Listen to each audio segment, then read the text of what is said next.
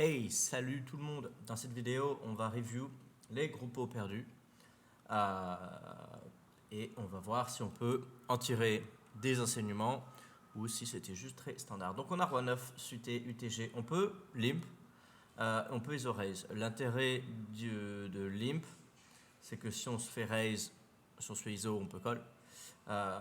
L'intérêt d'ISO raise, c'est qu'on peut clear de l'équité en faisant folder des mains random. Maintenant, s'ils sont hyper sticky, tout d'un coup, ISO raise cette main peut devenir compliqué. Tu fais 3, ce qui est déjà pas assez cher, puisque 3, ça doit être ton sizing standard. Sauf que vu qu'il y a déjà un mec qui a posé sa blind, tu peux mettre 4. Maintenant, vu que tu es UTG, normalement UTG, ton sizing d'open c'est 2. Donc en théorie c'est un bon sizing. En pratique, sur une table comme ça, où les fiches ne vont pas faire la différence, je pense qu'on peut faire plus cher. Bref, on va se retrouver en 4-way. Donc ça va être très facile à jouer. Soit on smash le board, soit on give up. On smash le board et on a le choix entre miser ou checker. Je pense que sans le flush draw, c'est un easy check, sauf avec As-Roi et Roi-Dame. Roi-Valet, on va peut-être commencer à checker. Ça va être close. Ici, c'est un easy bet. On bet, on se fait call. Turn, tu potes. Il call, plutôt standard. Et puis river, tu vas jam. GG. Bon sizing, rien à dire. Prochaine main. On peut regarder le showdown si ça vous fait plaisir, mais moi je m'en fous. Ça n'a aucun intérêt. Prochaine main. ISO raise. Pardon, limp, limp, limp, limp, raise. Ok, donc ici, ça va être très player dépendant. On peut 3 bet. L'intérêt de 3 bet, c'est que vraiment on va se retrouver en heads up en étant l'agresseur. Donc c'est un spot parfait. On est hyper deep. Donc hyper deep, ça nous donne envie de raise un peu moins. En théorie, maintenant on s'en fout un peu. On peut call. Le problème de call, c'est qu'on va être hors de pause en super multi-way avec une main qui. Ah, pardon, on a les dames. Je suis sûr qu'on avait roi-dame. Pardon, oui, donc c'est un easy raise. Pardon, et on va faire alors on va pas faire x4. x4, c'est un signe normal, sauf qu'il y a tellement de dead money au milieu qu'on peut faire x5, voire x6. Vu qu'on est très deep, on peut faire x6. Donc tu as fait à peu près x6. Tu te retrouves. Ouais. Ok, bah c'est easy fold. Je pense que le fish sauf si tu as vraiment un read sur le player. Mais en général, les fiches vont jamais. Déjà, ce sizing de 4 bêtes, c'est n'importe quoi, donc c'est vraiment jamais un bluff. Et ce sera même pas As-Roi. Donc là, c'est vraiment 2 As de Roi. Et une fois de temps en temps As-Roi. Donc de base, on est juste crush par cette range. Donc on peut juste folder. Son sizing est tellement cher que. Le truc, c'est vu qu'on est très deep, on peut pas trop rejam. Mais c'est sûr que moi, j'aurais déjà fold. Je m'aurais pas emmerdé, je me serais pas cassé les couilles. Check, check, turn, je pense qu'on peut miser un quart pour dîner de l'équité à As-Roi. Maintenant, s'il est capable de check flop avec 2 As de Roi, on a tout intérêt à continuer à checker turn. Et on arrive sur la river. Je vois pas comment on peut perdre cette main. Apparemment, il devait avoir un. Je sais pas, As-4. Donc ici, on va value. On va miser probablement 2 tiers. T'as checké, mise demi-pot, on colle. Ok, cool.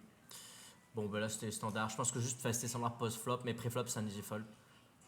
Je pense que 300 bébés deep, tu peux pas call parce qu'en fait, juste t'as pas envie de jouer un énorme pot. De base, quand vous avez un stack aussi deep, 300 bébés, vous pouvez sit out de la table et puis rejoindre une autre table et se recaver avec 100 bébés.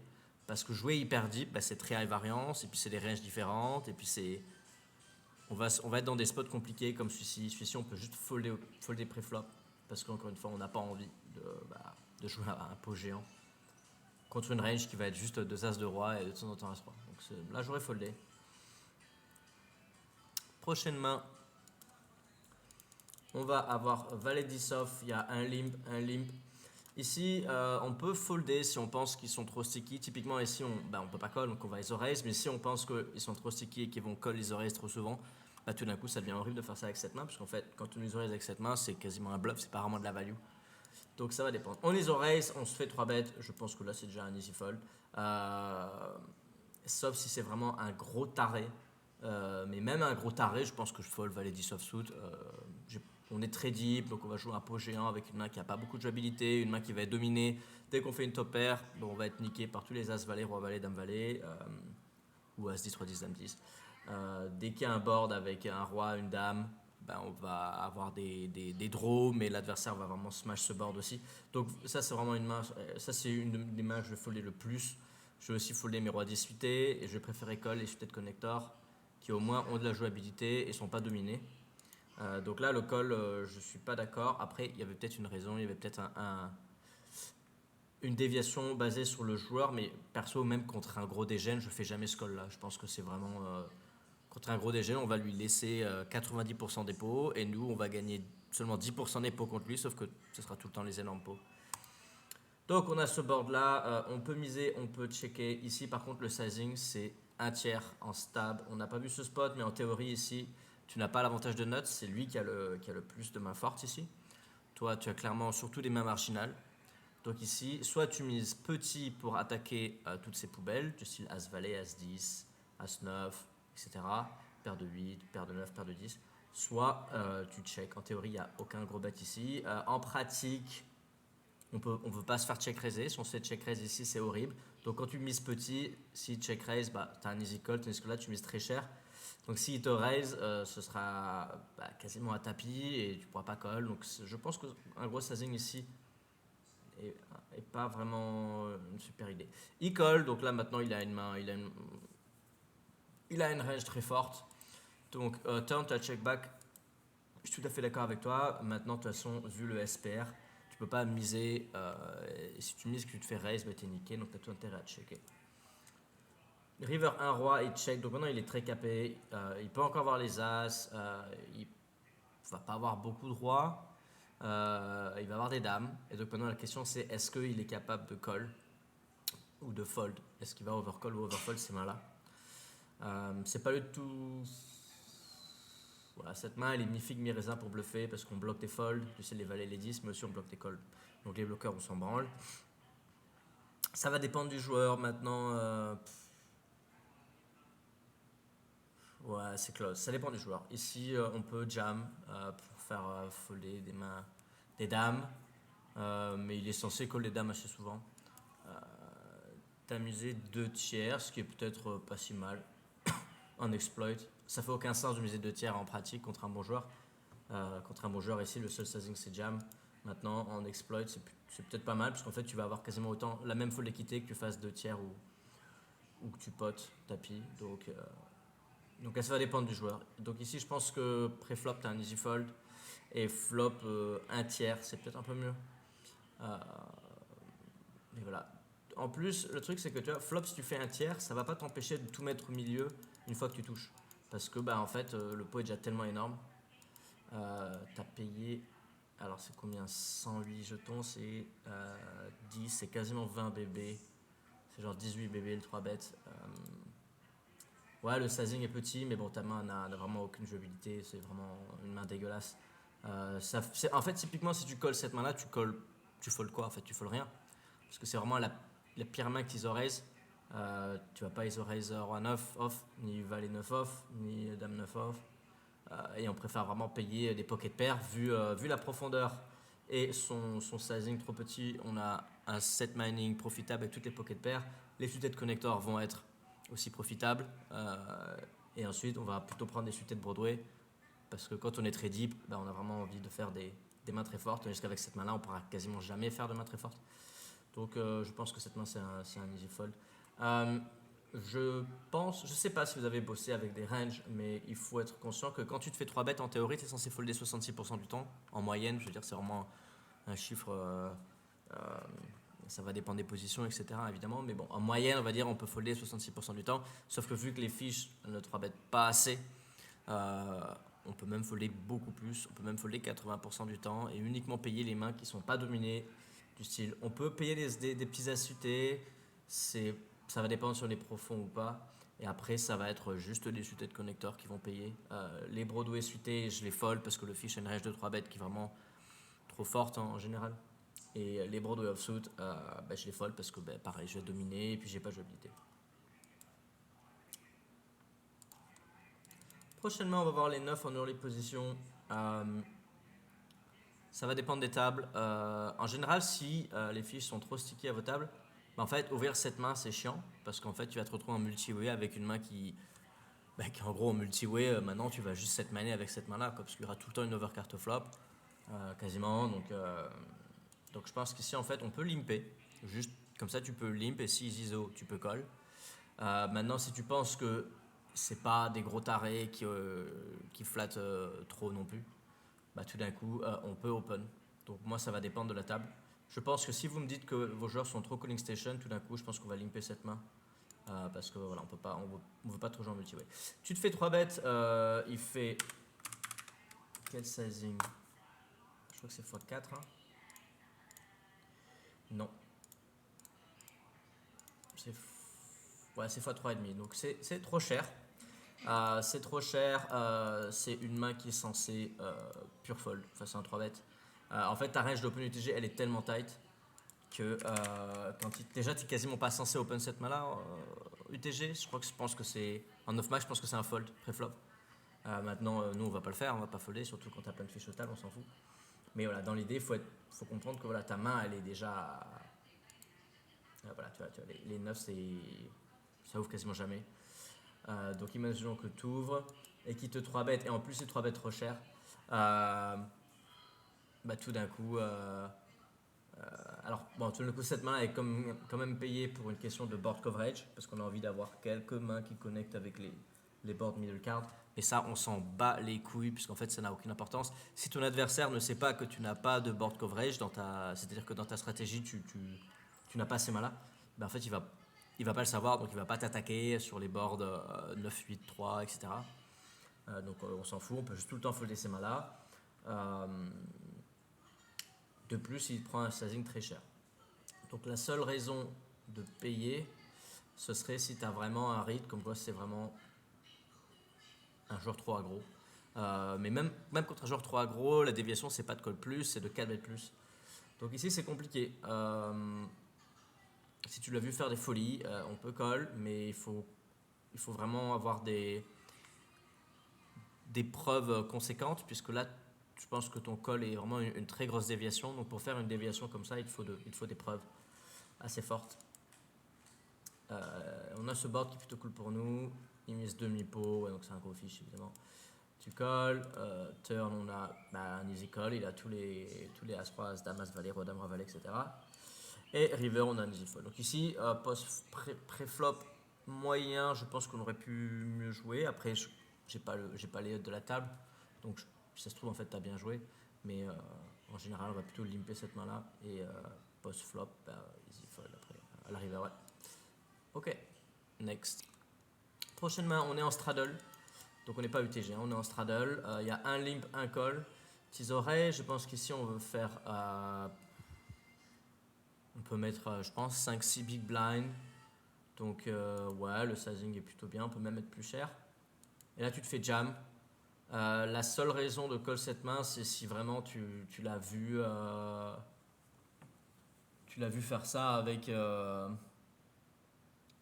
main horrible juste avant.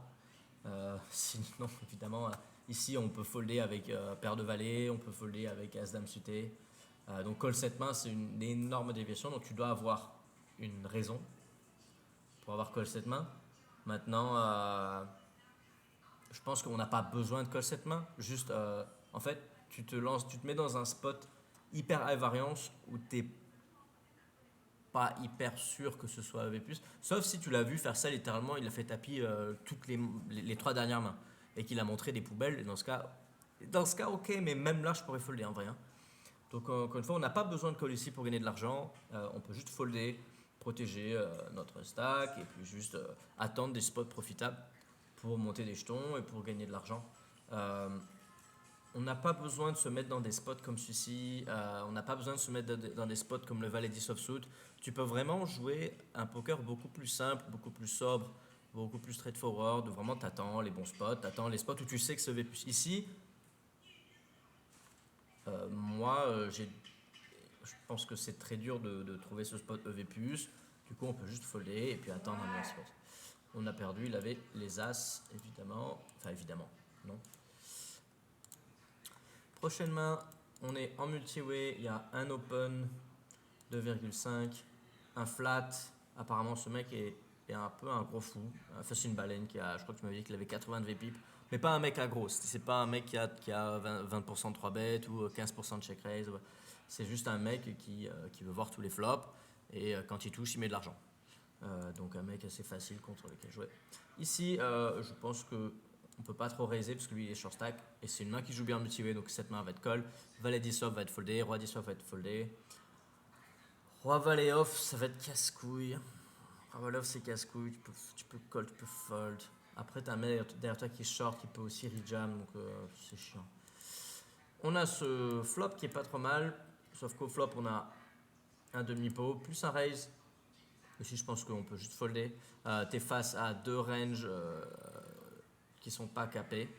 C'est-à-dire que lui, il a encore toutes les mains fortes. Et puis lui, il est en train de dire qu'il a une main forte. Donc tu m'as dit en message privé qu'il avait fait ça avec des top pairs et trickers moyens. D'accord. Mais en fait, si tu prends sa range, imaginons que tu lui donnes tous les combos de 10-3 au suit jusqu'à mieux. En fait, tu vas quand même être derrière assez souvent parce qu'après sinon il va avoir quoi? Il va avoir des 10-4, des 10-2, des 4-2, des brelans de 4, des brelans de 2, des flush draw, des straight draw et lui derrière il a misé en multi-way, donc pareil il est un peu en train de dire qu'il a pas une main dégueulasse. Donc en fait ici je pense que moi l'équité de notre main c'est rarement 30% et on n'a pas investi d'argent au flop, donc on peut juste folder et attendre un spot qui soit vraiment profitable. Ici, tu as décidé de jam. Je pense que c'est. Bah, de toute façon, si tu colles après la turn, il va falloir jouer la turn hors de pause. C'est casse-couille. Mais bon, je pense que moi j'aurais juste foldé. J'aurais attendu un meilleur spot. Voilà, c'est à peu près les mains qui le représentaient. Et on a perdu. Alors, cette main, c'est un pur setup, mais elle aurait pu être mieux jouée. Donc, il y a eu un limp, un call. Et si tu as fait x4, c'est vraiment pas assez. x4, c'est vraiment juste small blind limp. Tu fais, même x4, c'est trop petit. Juste face à small blind, tu fais 4,5. Sauf que là, il y a lui. Non, ici, c'est facilement 6,5 big blind. Et s'ils sont sticky, tu peux même mettre 7 big blind. Maintenant, si tu n'as pas envie de mettre 7 blind avec paire de 4, ce qui est tout à fait compréhensible, ben, juste en fait, n'is pas. S'ils sont sticky, je vois pas trop l'intérêt d'isorer cette main parce que tout d'un coup tu vas te retrouver dans un gros pot contre. Typiquement, s'il fold pas valet 10 offsuit, tout d'un coup il n'y a plus trop d'intérêt à isorer cette main puisque du coup en fait tu as juste envie de set miner. Donc ça va dépendre des profils, mais en général, juste s'ils sont sticky, j'isorerai jamais cette main là, j'isorerai vraiment que des mains très fortes ou des mains qui jouent pas très bien multi-way, du style roi 10 off. Et puis voilà, puis toutes les mains fortes. Donc, on isorise pas assez cher. On a ce board qui est super. Le board est drawy. Donc, il y a ce qu'on appelle le principe d'urgence. On a envie de mettre de l'argent au milieu le plus vite possible. Protéger notre main, dîner de l'équité, et pas laisser les draws voire des free cards. Et en plus, ta main, elle vaut combien d'argent? Ta main, elle vaut ton stack. Tu as envie de tout mettre au milieu. Donc ici, tu as checké. Alors, soit tu check pour check raise. Et c'est ok si le mec est très aggro, mais je pense que même s'il est très aggro, le fait que ce board soit super drawy, en général, je pense que je me dis, c'est quoi, fuck, c'est pas grave, tant pis. Je perds un peu d'argent parce que je pourrais checker, le laisser faire n'importe quoi, et puis le check raise et gagner un peu d'argent contre ses total R. Sauf que là, le board étant tellement drawy, je vais miser dès maintenant au flop, et je pense qu'ici, on va au moins pot. On s'en fout. On veut se faire payer par des 9, des rois, des flush draws. Donc ici, tu as checké pour check raise, malheureusement, il check back. Sur cette turn, quand il check back, il a encore des flush draws, mais quand même un peu moins, parce qu'il va en miser pas mal au flop. Donc maintenant, c'est pas qu'on a peur de la flush, c'est juste qu'on va pouvoir prendre un peu moins d'argent. Je pense qu'il faut quand même miser cher. Tu as misé 2 tiers, je pense que c'est limite pas assez. Maintenant, il faut vraiment rattraper le manque de V qu'on a raté au flop en checkant. Il colle et puis maintenant on a envie de tout mettre. Alors il y a 2 stratégies, soit tu mises tout petit pour te faire payer par un 9 et tu sais qu'un roi va te raiser, du coup tu vas pouvoir re-raise, soit oui, je pense que c'est la meilleure chose à faire puisque si tu mises très cher, peut-être qu'un roi va moins souvent te raiser parce qu'il peut avoir peur de la flush.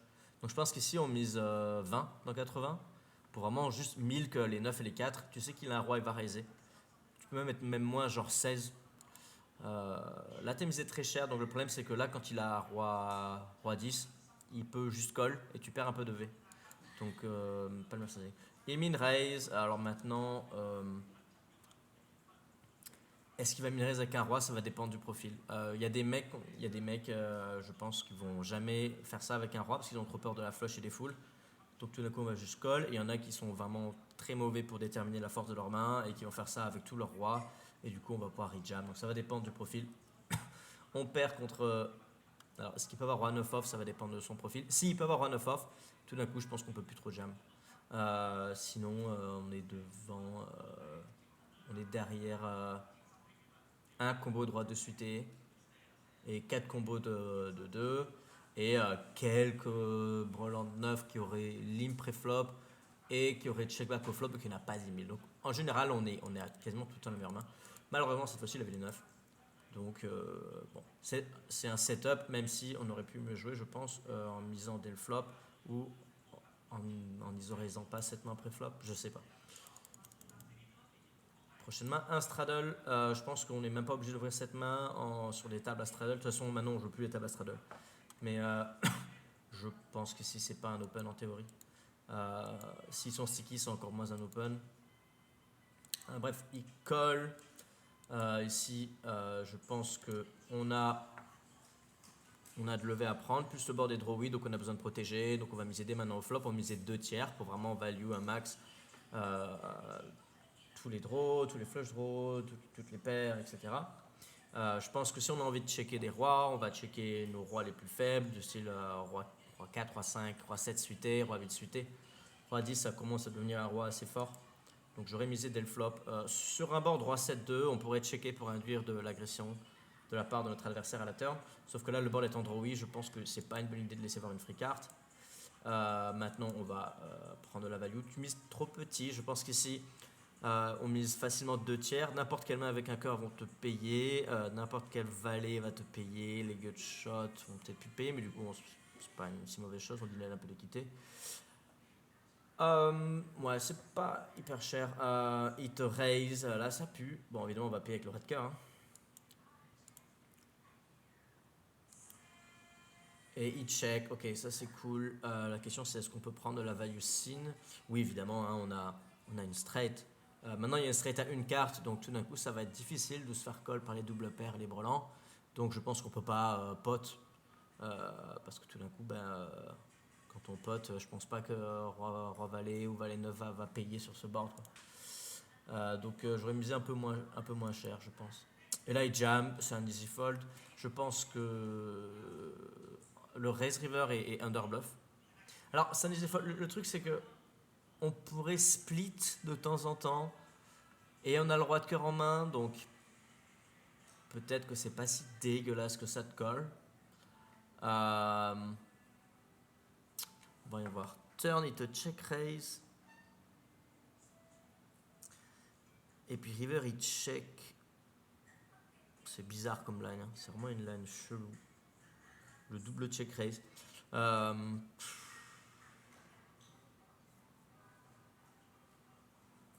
C'est compliqué. Je pense que contre un fish normal, je fold, je m'embête pas. J'ai pas besoin de call ici pour avoir un win rate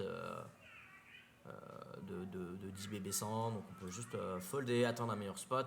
Si c'est vraiment un mec que tu as vu faire des dingueries, tu peux call, mais il faut vraiment l'avoir vu faire des dingueries. Parce que là, en fait, juste on paye pour split, quoi. Je vois pas, le fish, je vois pas tourner, je sais pas moi, à suite off avec l'as de cœur en bluff, il va pas raiser non plus à la turn avec cette main là. Il va pas faire ça avec dame valet ou valet 10. Donc je pense que j'aurais juste foldé. C'est close, mais quand c'est close, je préfère prendre l'option low variance. Encore un post straddle, on va 3 bet, tu 3 bet extrêmement cher, ce qui est bien contre les fiches.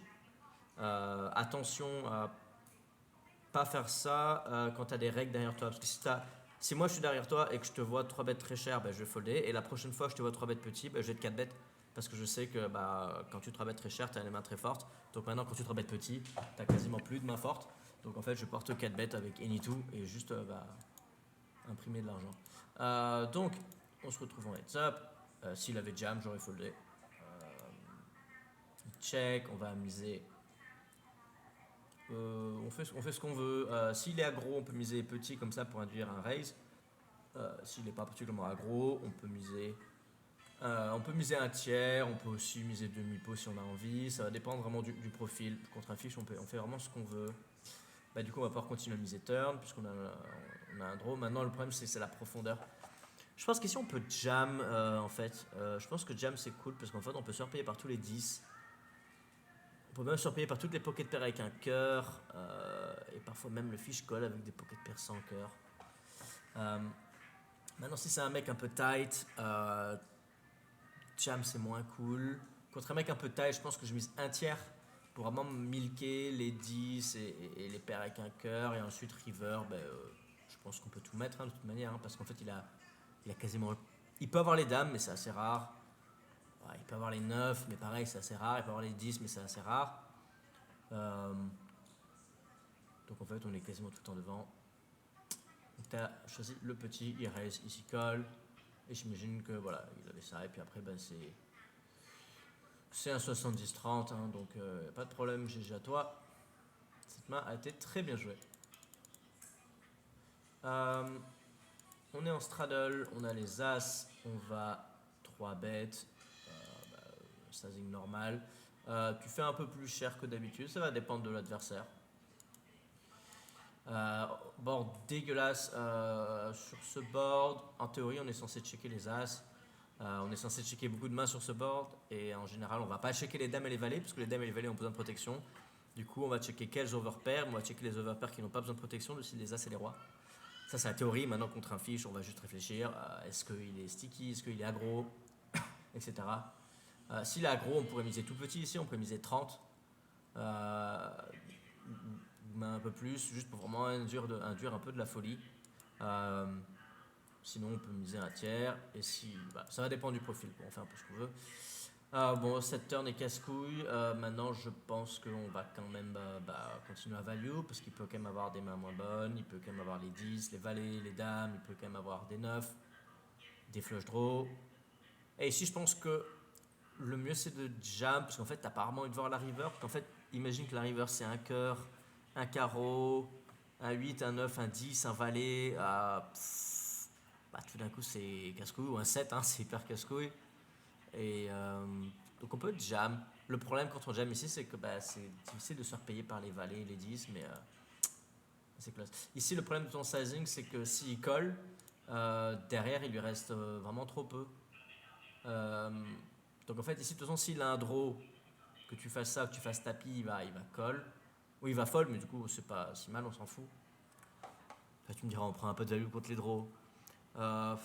Ouais. En fait, si tu as un plan pour la river, ça va. C'est pas un truc à faire contre un reg, parce que quand tu fais ça contre un reg, en fait, à la river, du coup, tu peux plus bluffer, parce qu'en fait, le pot va faire 1100. Et du coup, imagine tu es contre moi et puis le pot fait 1100. À la river, est-ce que tu vas bluffer 300 dans 1100, sachant que tu sais que j'aurai des codes de points incroyables? Du coup, tu pourras plus bluffer à la river. Donc si tu fais ça contre un bon joueur, le bon joueur va savoir à la turn que déjà, tu vas pas bluffer river, donc il y a déjà moins de chances que tu aies un bluff dès maintenant. Donc ta range est un peu plus forte maintenant, et puis ce sera facile de jouer à la river aussi. Donc en fait, assez facile à jouer en fait. Un bon joueur maintenant contre lui, évidemment, c'est pas un bon joueur donc on s'en fout. Il jam, on va call. Là on n'est pas en mode youpi, on colle quoi. On est en mode ouais, je colle. Après, je m'attends à gagner. C'est chaud. Je m'attends pas à gagner 60% du temps ici. Parce que même quand il a un draw, il a encore beaucoup d'équité. Donc si on prend sa range totale, on a peut-être 50% d'équité. C'est close. La situation, on est contre la bonne main. Et GG à toi. On va regarder la river. C'était bien joué. Open, cher, j'aime bien avec As-Roi. On est en multi-way. Ok, donc ça va dépendre des profils. Ici, on peut juste check back. L'idée, c'est que si la turn, c'est un As ou un Roi, c'est cool, mais d'un autre côté, c'est pas cool si c'est l'As ou le Roi de pique. Et puis, c'est pas cool s'ils mettent beaucoup d'argent. Et puis, en fait, quand on est en multi-way contre des fiches, encore une fois, on gagne pas beaucoup d'argent en bluffant. On gagne de l'argent en valuant et en héros collant. Sauf que non, même pas en héros collant, parce qu'en fait, en multi-way, les fiches n'overbluffent pas. Donc, on gagne pas d'argent en héros collant, on gagne de l'argent juste en en valuant comme il faut et en foldant quand on a la deuxième meilleure main. Et en général, en multi-way, c'est assez facile parce qu'en fait, on peut vraiment être très neat en multi-way, folder une tonne et ça va vraiment très bien marcher. Donc ici, c'est close. Moi, ça me dérange pas de juste être en mode, bah, tu sais quoi, on give up. Euh, S'ils sont aggro, je vais jamais miser. Et s'ils sont passifs, on peut avoir une street de bluff, puis après on give up. Bah là, c'est un fold. C'est juste un fold dès maintenant, parce qu'en fait, juste. Qu'est-ce que Maintenant, tu as 4 outs. Je pense pas qu'un as ou un roi turn va vraiment te faire gagner très souvent. Peut-être 20% du temps, parce que des fois, il va avoir dame valet ou dame 8 de pique, mais bon, voilà, de base, juste ici, c'est un clear fold, et non, ça c'est horrible. Il te raise en multi-way, c'est underbluff. Donc si c'est underbluff, toi, ton re-jam ne va pas, toi, ton re-bluff ne va pas marcher assez souvent, parce qu'il n'a pas assez de poubelles dans sa range pour folder. Donc ici, tu lui demandes de mettre 600 pour gagner 1600. Donc en gros, toi tu risques, pardon, toi ton risk reward c'est combien? C'est 700 pour gagner 200. Donc ça a besoin de marcher 66% du temps. Est-ce qu'il va folder 66% du temps? Non. Alors tu as un peu d'équité parce que des fois tu turns les nuts, etc. Ou tu donnes un peu de l'équité. Donc on va réduire l'équité nécessaire de ton bluff à, on va dire 55% du temps. Ou 50% du temps si tu veux, hein, ou même 40%, tiens, je te donne 40%. Ton bluff a besoin de marcher 40% du temps. Va-t-il folder 40% du temps? Ici, la réponse est non. Ici, il va folder 20% du temps au maximum. Donc bluffer ici, tu brûles de l'argent. Donc ici, c'est voilà. En plus, c'est un board drawy, donc quand il te raise au flop, c'est sûr qu'il a un truc. Le fish ici, il va raiser de temps en temps des flush draws, des straight draws, mais c'est assez rare. Surtout quand tu mets un gros sizing au flop. En général, il va juste call. Ou du moins il va call trop souvent ses draws et il va raise tout le temps ses nuts. Donc en fait, sa range va être beaucoup trop forte et beaucoup trop déséquilibrée. Et du coup, quand il ne raise pas au flop, quand il colle sur un board comme ça, tu sais qu'il est très capé. En théorie, il faudrait qu'il colle au flop ton raise avec quelques double pairs, quelques brelans pour en avoir dans sa range de call pour avoir une range de call forte. Sauf que tu sais que le fish va jamais faire ça, même le reg va jamais faire ça. Le reg va juste tout le temps fast play. Du coup, quand il ne fast play pas au flop, quand il va juste call, en fait, il arrive à la turn avec une range qui est vraiment beaucoup trop mergée, beaucoup trop linéaire, avec surtout des top pairs et peut-être des deuxièmes paires avec des backdoors et puis des flush draws, des straight draws, c'est tout. Mais ici, non. Ici, par contre, je pense que c'est une erreur significative. Encore une fois, en fait, on se met dans beaucoup de spots très compliqués et vraiment pas nécessaires, où on peut vraiment juste, soit qu'il veut au flop, soit on tente au flop, il raise, GG, on s'en fout. On joue une range plus tight que les fiches. Si vraiment je vous dis demain, vous ne jouez que en value et je vous interdis de bluffer, vous serez gagnant. Vous serez gagnant sur ces tables, c'est tout. Maintenant, j'ai pas envie de vous apprendre à jouer comme ça, parce que l'idée c'est de bien jouer au poker à l'avenir et donc d'apprendre à bluffer correctement. Mais il faut comprendre que c'est pas on bluffe pour bluffer, c'est pas on bluffe pour gagner des mains, c'est on bluffe parce que dans ce spot, le bluff est profitable, parce que la range de l'adversaire contient trop de poubelles, donc il ne va pas pouvoir défendre suffisamment. Donc on aura des pot odds pour bluffer qui vont être vraiment super. Voilà, c'est tout. On n'est pas en train de bluffer pour être équilibré. Ouais. Straddle, un limp, on ISO raise. On peut faire plus cher. T'as fait fois. T'as pas fait x5, t'as fait x4,5 je crois. Et c'est pas assez cher ici x4,5. Je pense que 4,5 c'est ton sizing. Ouais, c'est un peu close. C'est un peu close. Surtout avec cette main qui a pas du tout envie de jouer en multiway. Voilà, tu te retrouves en multiway, cette main t'es pas content. Sur ce banc, ça va, tu souffles un peu. Mais maintenant, encore une fois, s'il commence à mettre de l'argent au milieu, en général, on est mort quoi, avec pure de 9. Quoi. Donc ça check. Ici, il faut vraiment miser en protection, même si on n'a pas le 9 de cœur. Quel est le sizing à prendre C'est close, paire de 9, on pourrait tout mettre au milieu. Je pense que, d'ici la river, je pense que ça va. Je pense typiquement paire de 6, paire de 7, paire de 8, c'est pas une main assez forte pour 3 barrels jam. Paire de 9, ça commence à être ok, ça dépend des profils. Parce qu'on sait pardon, que les fiches vont limper. Limp call paire de valet, paire de 10 de temps en temps. Derrière, parfois il flatte les dames. Lui aussi, parfois il flatte les dames. Donc, et les 10 et les valets. Donc, paire de 9, on n'est pas non plus tout le temps devant. Mais quand même assez souvent. Donc au flop, on peut déjà miser. Je pense que demi-pot ça suffit. L'idée c'est de faire folder des mains de style roi valet, roi 10. On peut aussi miser petit, ce qui est cool. Et là, je pense que c'est déjà casse-couille. C'est déjà casse-couille. C'est la big blind, donc il a une tonne de 3 dans sa range. Évidemment, il peut avoir plein de draws. Je pense que je colle une fois, mais c'est vraiment casse-couille, quoi. C'est un spot. En fait, là c'est une situation grise, dans le sens où c'est pas clairement EV+, c'est close, c'est compliqué. Il check.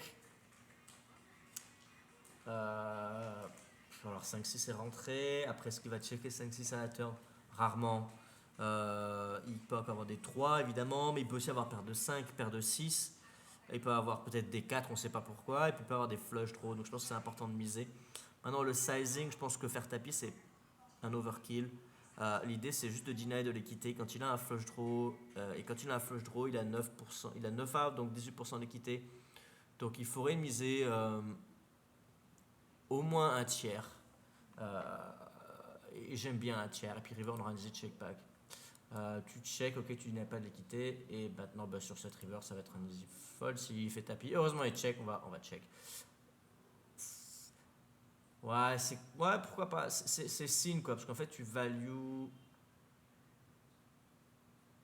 paire de 8.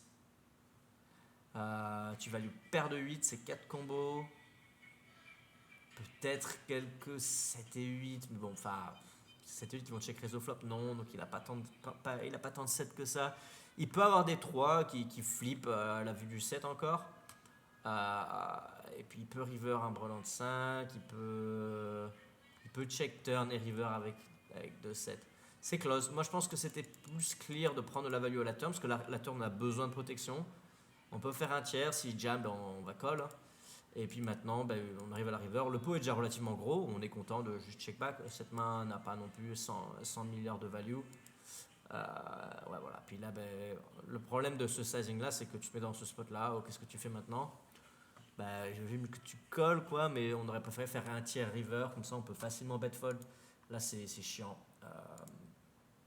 Il avait les notes au flop. Ouais, je pense que cette main, c'est miser aussi cher à la river, sachant que c'est très dur de value grand chose. C'est un peu compliqué. J'aurais peut-être fait un tiers. Voilà. En fait, vous voyez directement que sur les multi-way, en fait, mon ressenti à chaque fois, il est. En fait, j'ai quasiment tout le temps envie de folder vos top pairs, vos over pairs. Et quand on se fait raise, on est. Bon, évidemment, c'est que des mains perdantes. Donc, évidemment, quand on se fait raise, on a perdu. Mais en général, en multi-way, ouais, quand on se fait raise, on est dans la merde. On est en straddle, il limp, on ISO, il colle. Ici, c'est un easy. Ici, c'est un clear un tiers avec ce roi. Easy un tiers. Je pense que ici, on va checker les rois les plus faibles. Ce roi-là domine tous ces rois et on va pouvoir tout mettre au milieu. Maintenant, oui, j'ai pas vu son stack size, donc je retire ce que j'ai dit. Quand le fichier est short stack, il y a ce qu'on appelle le short stack madness, donc en gros, il part en couille.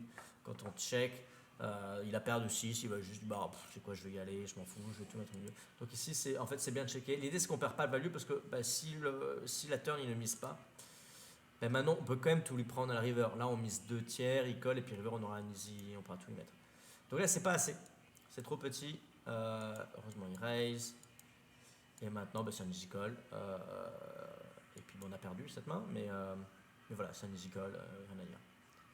Ok, j'espère que cette vidéo était intéressante. Je pense que on a appris qu'il faut faire très attention face aux 3 bêtes. Je vous montre, tout à l'heure, tu avais call valet 10 off. Bouton contre small blind, je te montre la range de call. Bouton contre small blind, bouton open, small blind 3 bêtes. En théorie, tu es censé, évidemment, faut les valet 10 off, c'est une de tes pires mains. On voit que c'est très close, même as 9 off, on voit que ça gagne quasiment pas d'argent, 0,3 big blind. Le call, listed connector, ça gagne pas d'argent en théorie. Maintenant contre un fish, vu que le fish overplay ses mains et qu'il overbluff, on va pouvoir call ses mains. Maintenant, si tu colles cette main pré-flop, il va falloir, quand tu colles un 3-bet contre un fish avec cette main, il va falloir être conscient que du coup tu acceptes de call plusieurs barrels. Même sur un board avec une dame, si 3 barrels, des fois il va falloir call avec cette main. Donc si tu n'es pas prêt de call 3 barrels avec cette main en pot 3 bêtes, bah, du coup la défend pas pré-flop, juste fold en fait. Parce qu'une partie de levée de cette main contre un fiche, c'est le fait justement des recalls. Parce que le fiche overbluff un peu 3 bêtes. Maintenant, si t'es pas prêt à recall la river, bah, du coup, call pré-flop, ça te fait perdre de l'argent. Donc voilà, il faut être il faut être quand même beaucoup plus tight. On voit que les rois suités, ils sont quasiment tous foldés. Même roi 9 suité, moi c'est un fold parce que 0,2 BB, voilà. Roi 10 suité, c'est censé gagner 1,4 big blind, donc c'est beaucoup. Sauf que ça, c'est quand le mec 3-bet toutes ses mains en small blind. On sait que le fiche va pas 3-bet toutes ses mains en small blind, il va 3-bet beaucoup plus tight. Donc si 3-bet beaucoup plus tight, bah, tout d'un coup, roi 10 suité, tu perds une tonne d'argent. As 10 suité, tu perds une tonne d'argent. Donc on va être très tight face à des 3-bet des fiches. Encore une fois, le fiche, en général, quand il 3-bet, il a une main forte. Et si l'adversaire a une main forte, comment on l'exploite? On l'exploite en foldant. Juste, c'est tout. On lui dit, t'as une main forte, je vais pas te laisser gagner d'argent, je vais pas call. Voilà, tu gagnes pas d'argent. Tu m'auras pas. Et c'est comme ça qu'on les exploite. Donc on évite les spots compliqués, on évite les zones grises, on évite de se mettre dans des spots chiants avec le roi 10. Cette main c'était, je sais plus, je me rappelle plus. Le valet 10 qui était chaud. Les as c'était bien joué. L'As-Roi qui était vraiment pareil, je pense qu'on n'a pas du tout besoin de faire ça pour gagner de l'argent. Je pense que c'est ok de faire ça quand tu es en NL 1000 et que tu as envie d'avoir des 3 bêtes bluff au flop. Maintenant, même moi, je ne 3-betterai jamais en bluff au flop ici parce que je m'en fous. Je sais que quand je me fais check raise au flop sur un board multi-way, c'est under bluff. Donc, je vais juste give up en fait. Puis même s'il a un flush draw ici avec As-Roi, quand il colle ton tapis, en fait, c'est un flip quoi. Donc, même si tu avais raison et qu'il bluffait, de toute manière, tu es en flip quand il colle. Quand tu es derrière, tu es mort. Enfin, tu as 4 outs, donc à 8%, 16% d'équité quoi. Puis des fois, il a une dame et du coup, tu as 55% de chance de gagner. Mais bon, de manière générale, tu es juste complètement crush. Les 9, je pense que c'était à la turn qu'il fallait value. River, je pense qu'on est content de check back River sur un board avec 4 cartes qui connectent pour une straight. Tout d'un coup, c'est très dur de value. Les fiches vont folder beaucoup. Donc quand tu fais 2 tiers à la river, quelles sont les mains qui vont te payer en fait? Un 7 va pas te payer, un 7 va quasiment pas check raise au flop. Limite un 3 pourrait folder river quand tu fais ça avec paire de 9. Ce serait pas déconnant de voir le fiche folder un 3 parce qu'il te voit pas. Voilà, donc ici je pense que en fait tu tournes presque ta main en bluff parce qu'en fait tu vas quasiment jamais te faire payer par moins bien et quasiment tout le temps te faire payer par mieux. Donc voilà, on va jouer un peu plus simple, un peu plus straightforward, un peu plus patient, on attend les spots. Et puis voilà, vous avez vu que les tables sont belles, les fiches sont très fishy, donc en attendant les spots, en valuant comme il faut, en bluffant en heads up dans les lines, c'est là où on va gagner de l'argent. Et dès qu'on est en multi-way, on appuie sur le bouton fold dès qu'on ne smash pas le board. Et dès qu'on smash le board, on met un max d'argent au milieu et ça va être très facile. Allez, salut, bonne journée et bonne chance aux tables.